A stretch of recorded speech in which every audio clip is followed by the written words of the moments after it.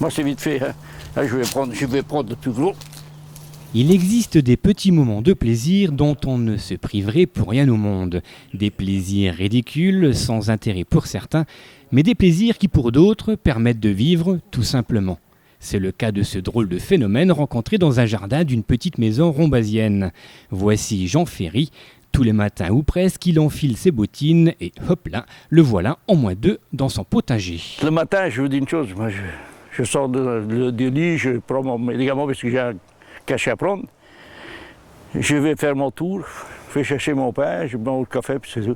Et si j'ai pas ça, et je me le dis moi-même, le jour où je n'ai plus ça, c'est fini. Là, c'est pas la peine de chercher M. Ferry, il n'aura plus rien.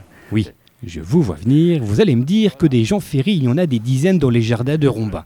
C'est vrai, sauf que ce jour-là, Jean a souhaité nous montrer un légume pas comme les autres. Oh, pas de quoi révolutionner l'histoire du jardinage, mais tout de même, voici le chou-fleur à 4 têtes de Jean Ferry. Eh ben, je suis venu ramasser des tomates, et puis du coup, ce truc-là, je l'avais laissé là, puisqu'il n'avait ni tête, aucune tête, je croyais qu'il était aveugle, et puis je me suis aperçu, puisqu'il avait un tas de feuilles autour, je me suis aperçu qu'il avait 4 têtes.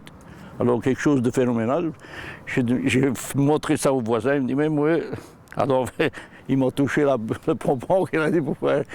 Il dit comme ça, M. Ferry, ça porte chance.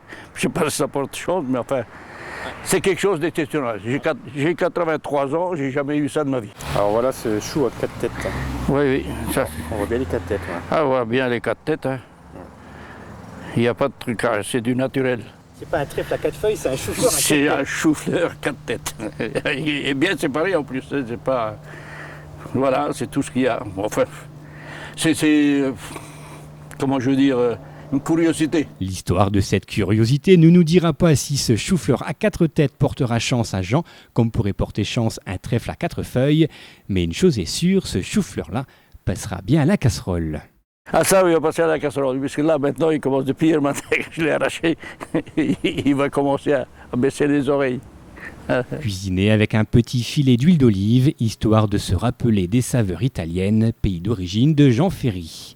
Et alors que nous étions prêts à quitter ce petit coin de potager, ce n'était sans compter sur une autre découverte, un épi de maïs aux protubérances, pas comme les autres. Mais qu'est-ce que c'est ce bordel? Hein? Vous faites des OGM ici, monsieur Ferry. Mais j'en sais rien. Hein? Je sais pas. Vous nous cachez quelque chose. Attendez, je ne sais pas ce que c'est. Voilà, c'était la minute jardinage de Monsieur Ferry, un jardinier comme les autres, mais qui cultive des légumes, on va dire, légèrement différents. Voici une histoire sans queue ni tête. C'est des phénomènes chez Monsieur Ferry, la maison des miracles, des surprises. Bon.